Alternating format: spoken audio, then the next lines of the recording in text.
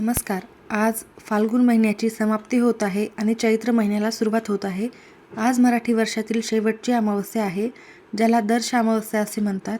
तर आज कोणत्याही परिस्थितीत संध्याकाळी कापुरासोबत जाळा ही एक वस्तू सर्व नकारात्मक बाधा, इडापिडा, त्यासोबतच संकटे, विघ्न हे दूर होतील. तुमची व तुमच्या कुटुंबाची प्रगती नक्की होणार आहे. तर अशी कोणती वस्तू कापुरासोबत जाळायची आहे, संध्याकाळी कोणत्या वेळेत जाळायची आहे, सविस्तर माहिती आपण या व्हिडिओमध्ये बघणार आहोत. त्यामुळे व्हिडिओ स्किप न करता शेवटपर्यंत बघा. माहिती आवडल्यास लाईक, शेअर, सबस्क्राईब करून बेल आयकॉनला प्रेस करा आणि कमेंट बॉक्समध्ये ओम नमो भगवते वासुदेवाय नमः लिहायला अजिबात विसरू नका. संध्याकाळी ईशान्य कोपऱ्यात तुपाचा दिवा लावल्यामुळे कुबेर देवता प्रसन्न होतात, कारण ही दिशा कुबेर देवताची माता लक्ष्मीची आहे. म्हणून तुम्हाला संध्याकाळी हे एक काम देखील आवर्जून करायचे आहे. त्यासोबतच मुख्य प्रवेशद्वारावर देखील दिवा लावल्याने माता लक्ष्मी प्रसन्न होते. पितरांच्या शांतीसाठी संध्याकाळी दक्षिण दिशेला तोंड करून देखील तुम्हाला एक दिवा लावायचा आहे आणि त्यासोबतच तुम्ही हा उपाय देखील करायचा आहे. अमावस्येच्या रात्री पितरांचे स्मरण करून पिंपळाच्या झाडाखाली दिवा लावल्याने देखील आर्थिक संकटे दूर होतात. तर हे सर्व उपाय तुम्हाला करायचे आहेत, अत्यंत प्रभावी आहेत आणि आजची ही वर्षातील शेवटची अमावस्या असल्यामुळे सर्व नकारात्मकता आजच नष्ट होऊन उद्याच्या नवीन वर्षाच्या दिवसापासून तुमची भरभराट हो, तुमचे प्रत्येक दिवस आनंदाचे जावो, तुम्हाला प्रत्येक कामामध्ये यश मिळो, कीर्ती मिळो, यासाठी तुम्हाला हा उपाय करायचा आहे. कापुरासोबत मी जी वस्तू सांगणार आहे ती वस्तू जाळल्यामुळे सर्व नकारात्मकता आजच्या शेवटच्या दिवशीही नष्ट होणार आहे, त्यासोबत जळून जाणार आहे आणि उद्यापासून तुमच्या घरामध्ये नवीन वर्षाची चांगली सुरुवात होणार आहे. त्यासाठी प्रत्येकाने हा उपाय आपल्या घरी करायचाच आहे. अगदी साधा आणि सोपा आहे. दर्श अमावस्या ही हिंदू पंचांगानुसार प्रत्येक महिन्याच्या शेवटी येणारी अमावस्या आहे, जेव्हा चंद्र आकाशात पूर्णपणे अदृश्य असतो. आध्यात्मिक आणि धार्मिक दृष्टिकोनातून ही तिथी अत्यंत महत्त्वाची मानली जाते.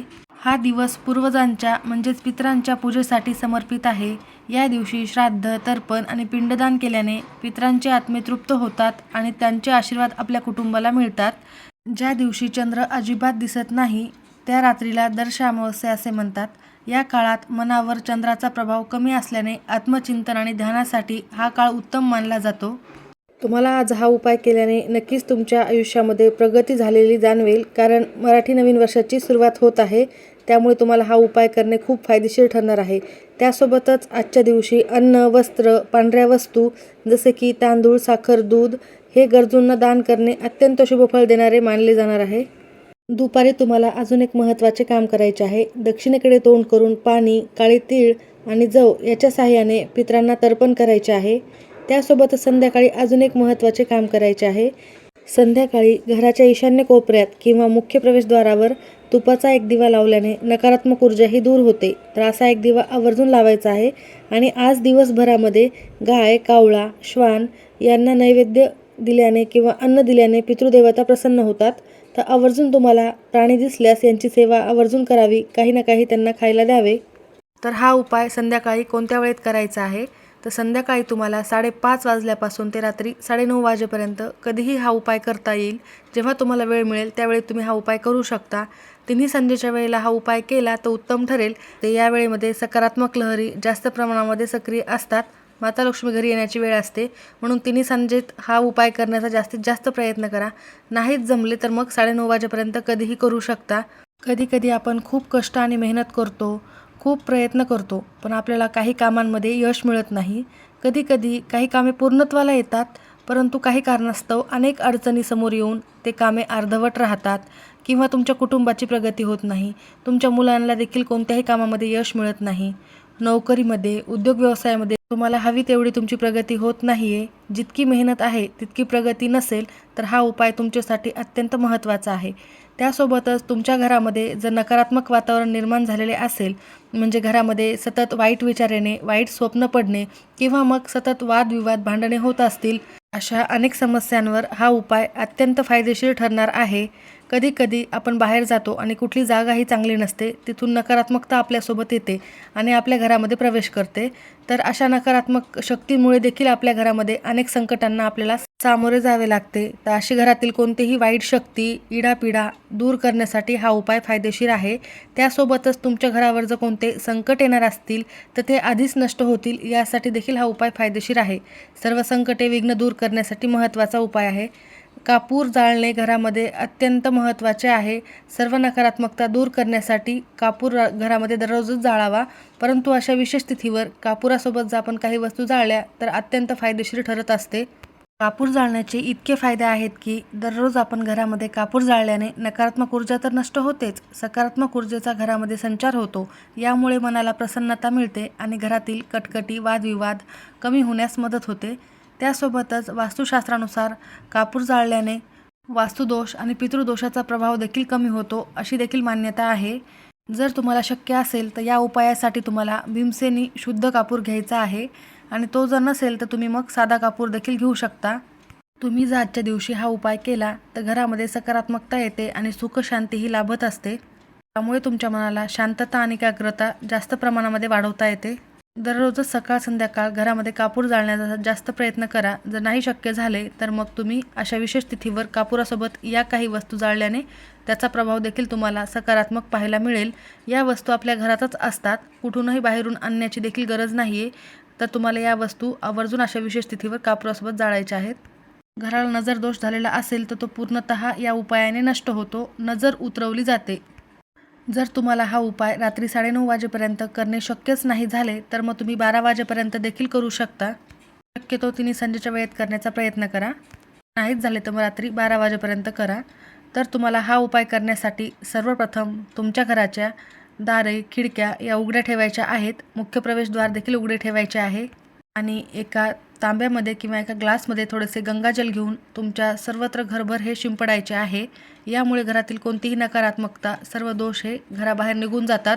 घरामध्ये सकारात्मक वातावरण निर्माण होते आणि त्या वातावरणात तुम्ही हा उपाय करू शकता. हा उपाय करण्यापूर्वी तुमच्या देवघरातील दिवा हा प्रज्वलित करायचा आहे. देवघरासमोर आसन टाकून बसायचे आहे. एक मातीची पंती घ्यायची आहे. जर तुमच्याकडे कापूर जाळण्याचे भांडे असतील तर ते घेऊ शकता. एखादी डिश देखील घेऊ शकता. एखादी मोठ्या आकाराची निरंजन असेल ती घेतली तरीही चालेल किंवा मातीची पंती घ्या. त्यामध्ये तुम्हाला थोडेसे तांदूळ टाकायचे आहेत. त्यावर तुम्हाला 5 भीमसेनी कापुराच्या वड्या ठेवायच्या आहेत. जर भीमसेनी कापूर नसेल तर मग साधा कापूर घेऊ शकता. अधिकच घरातील वातावरण शुद्ध होण्यासाठी भीमसेनी कापूर वापरणे उत्तम ठरते, परंतु तुमच्याकडे नसेल तर काहीही हरकत नाही.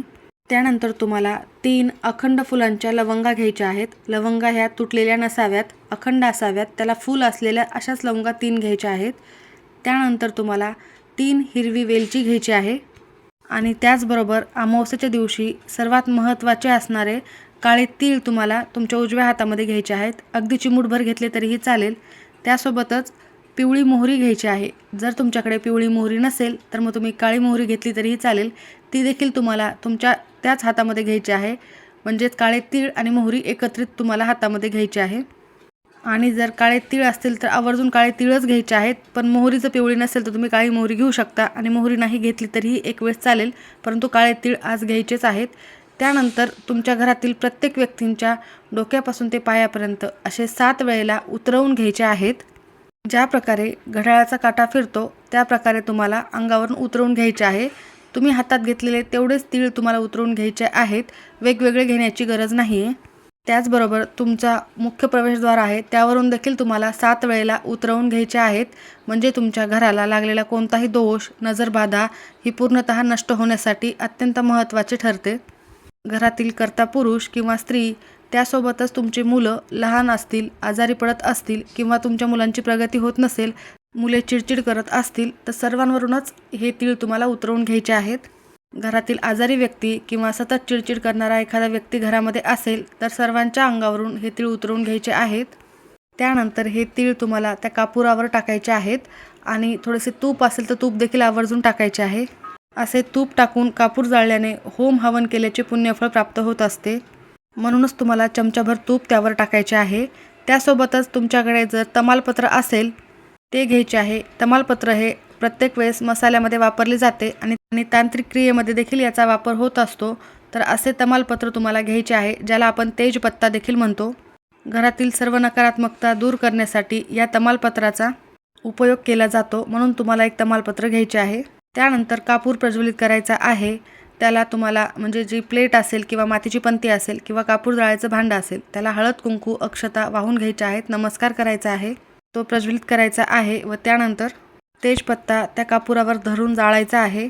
जोपर्यंत कापूर जळत आहे तोपर्यंत तुम्हाला नवार्ण मंत्राचा जप करायचा आहे, कमलात्मक मंत्राचा देखील जप करायचा आहे. दोन्ही मंत्र तुम्ही 11-11 वेळेला म्हणू शकता आणि दोन्ही मंत्र म्हणणे जर शक्यच नाही झाले तर तुमच्या कुलदेवीचे, कुलदेवताचे नामस्मरण देखील करू शकता किंवा श्री स्वामी समर्थ देखील म्हणू शकता किंवा ओम नमो नारायणाय, ओम नमः शिवाय, ओम श्री महालक्ष्मी नमो नमः या मंत्राचा देखील जप करू शकता. कोणताही मंत्र तुम्हाला म्हणायचा आहे. जोपर्यंत कापूर जळत आहे तोपर्यंत तुम्हाला मंत्रांचा जप करायचा आहे. त्यानंतर तुम्हाला हा कापुराचा धूर तुमच्या सर्व घरभर फिरवायचा आहे. तुमच्या मुख्य प्रवेशद्वारावर देखील थोड्या वेळासाठी हे भांडे न्यायचे आहे, तिथे ठेवायचे आहे. कापूर जळून शांत झाल्यानंतर त्यामध्ये जी राख तयार होते त्या राखेमध्ये थोडेसे गंगाजल किंवा पाणी मिसळून ती तुम्हाला तुमच्या उंबरठ्यावर लेपन केल्यासारखी थोडीशी लावायची आहे आणि घरातील सर्व व्यक्तींच्या कपाळावर टिळा म्हणून थोडीशी लावायची आहे. हा खूप प्रभावी उपाय आहे. आजच्या दिवशी हा उपाय केल्याने माता लक्ष्मीची कृपाप्राप्ती आपल्यावर होत असते, म्हणून हा उपाय आज नक्की करायचा आहे. आणि त्यामध्ये खाली जे तांदूळ उरलेले असतील ते तुम्ही निर्माल्यामध्ये टाकून देऊ शकता किंवा एखाद्या झाडाखाली टाकले तरीही चालेल. नक्की करा. अत्यंत फायदेशीर उपाय आहे. माहिती आवडली असेल तर नक्की लाईक करा. धन्यवाद.